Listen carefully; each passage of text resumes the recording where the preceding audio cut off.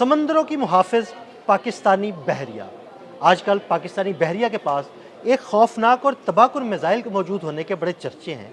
ये मिज़ाइल कौन सा है, इसकी खसूसियात क्या हैं? आमिर रज़ा मेरे साथ मौजूद हैं, उनसे बात करते हैं। आमिर भाई, पाकिस्तानी बहरिया के पास एक बड़ा खौफनाक मिज़ाइल मौजूद है, इसके बड़े चर्चे हो रहे हैं। ये मिज़ाइल कौन सा है, क्या वो पाकिस्तानी बहरिया के पास मौजूद है?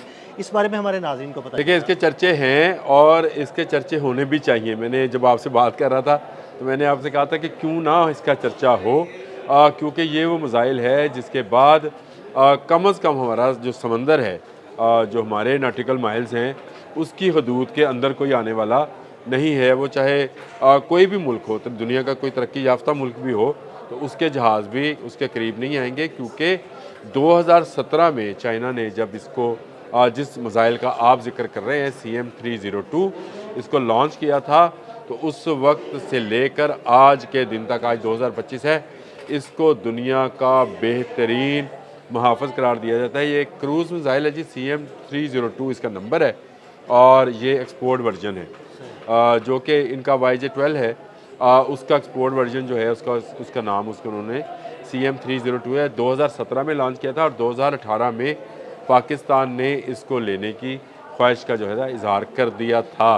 और इसके बाद से ये बात ज़ुबान ज़द आम है कि पाकिस्तान के पास ये वो क्रूज़ मिज़ाइल है जो सुपरसोनिक है, यानी इसकी जो रफ्तार है वो 3 मार्क से ऊपर है और ये 250 से लेकर 300 किलोमीटर तक के फासले को पर आने वाले हर बहरी जहाज़, हर किस्म के, चाहे वो विक्रांत है, इनका जो बड़ा इनके पास जहाज़ है जो भारत का विक्रांत है, एक और इनके पास अभी इन्होंने रशिया से लिया है और उसको उन्होंने अपग्रेड करने की कोशिश की है, जिस पर MiG-29 आता है।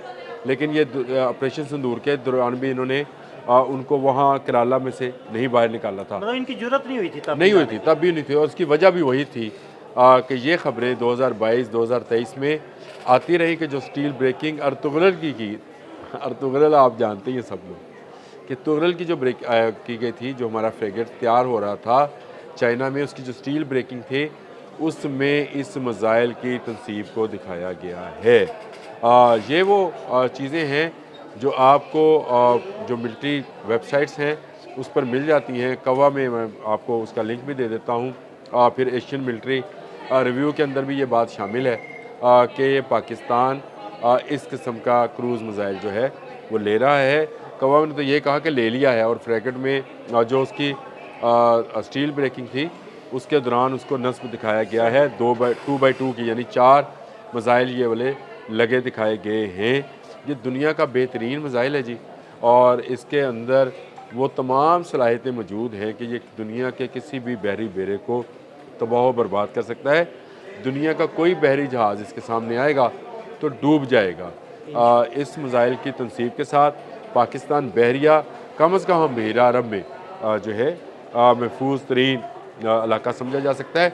मैं ये बात इसलिए आपको कह रहा हूँ कि हमें समुंदर से बिला खौफ हो जाना चाहिए कि इस मरतबा भारत ने जो अपनी ख्वाहिश दिखाई वो सर क्रीक पर, आपने भी एक कल आजकल वो सर क्रीक में मशक़ें भी कर मामला रहा है, चल तो रहा शायद वो जंग का महाज सर समंदर की तरफ लेके जाना चाह रहा होगा। गुजरात में जो उनके डिफेंस मिनिस्टर थे उन्होंने कराची तक रोड बनाने और कराची पर कब्ज़ा करने की बात की थी। तो इसका मतलब है कि इस दफ़ा ये अपने जो साहिल हैं उसको इस्तेमाल करने का सोच सकते हैं। वैसे तो इनकी सोच पे क्या कहूँ, 4 अरब भेजने चाहिए।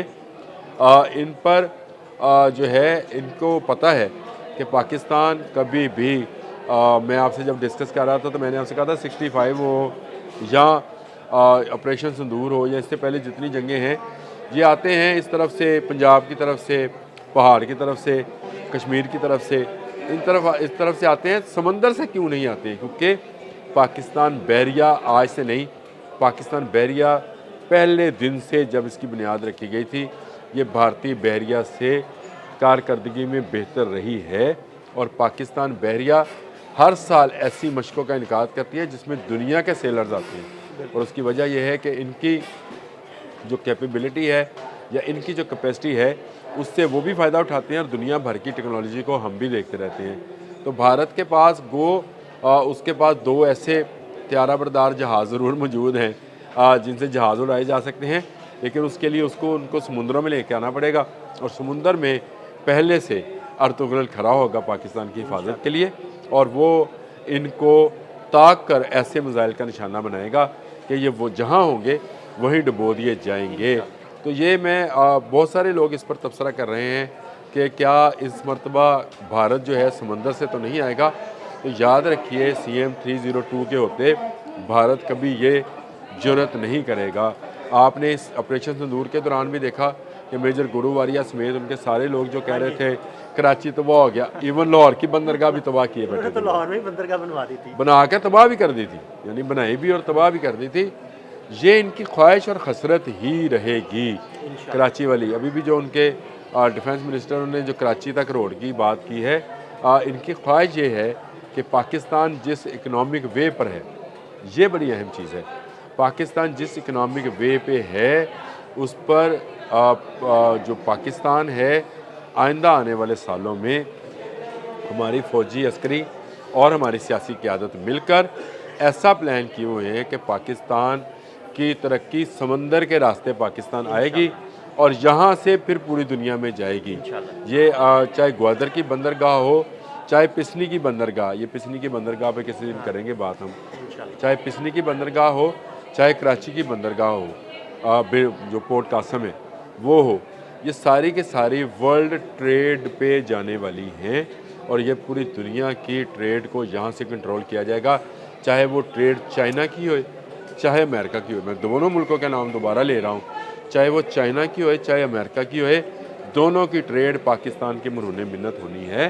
और पाकिस्तान की मरहून मिन्नत होने का मतलब ये है कि पाकिस्तान की बहरिया इन तमाम कोस्टल्स की हिफाजत जो है वो करेगी और CM 302 के होते हुए हमें वैसे इस तरफ से कोई ख़तरा होना नहीं चाहिए। और जिस तरह से पाकिस्तान ने 4 फ्रेगेट्स तैयार कराए हैं जिनके नाम हैं, एक टीपू है, अर्तुगरुल है, ये तमाम वो चीज़ें हैं, वो मिसाइल्स हैं, वो कश्तियाँ हैं जो दुनिया के हर बहरी जहाज़ को डुबोने की सलाहियत रखते हैं। और भारत तो कभी सोचे भी ना कि वो समंदर के रास्ते पाकिस्तान आएगा। अगर पाकिस्तान आने का सोचेगा अभी तो जहाँ खड़े हैं वही डुबो दिए जाए। बिल्कुल, बहुत शुक्रिया आमिर भाई जी। बिल्कुल, आमिर रज़ा ने बड़ी तफसील के साथ आपको पाकिस्तानी बहरिया की सलाहियतों के बारे में बताया। अदील अहमद और आमिर रज़ा को इजाज़त दीजिएगा। अल्लाह हाफ़िज़। आपने इस ऑपरेशन सिंदूर के दौरान भी देखा कि मेजर गुरु वारिया समेत उनके सारे लोग जो कह रहे थे कराची तबाह हो गया, इवन लाहौर की बंदरगाह भी तबाह किए बैठे तो लाहौर में बंदरगाह बनवा दी थी, बना के तबाह भी कर दी थी, यानी बनाई भी और तबाह भी कर दी थी। ये इनकी ख्वाहिश और खसरत ही रहेगी कराची वाली। अभी भी जो उनके डिफेंस मिनिस्टर ने जो कराची तक रोड की बात की है, इनकी ख्वाहिश ये है कि पाकिस्तान जिस इकनॉमिक वे पर है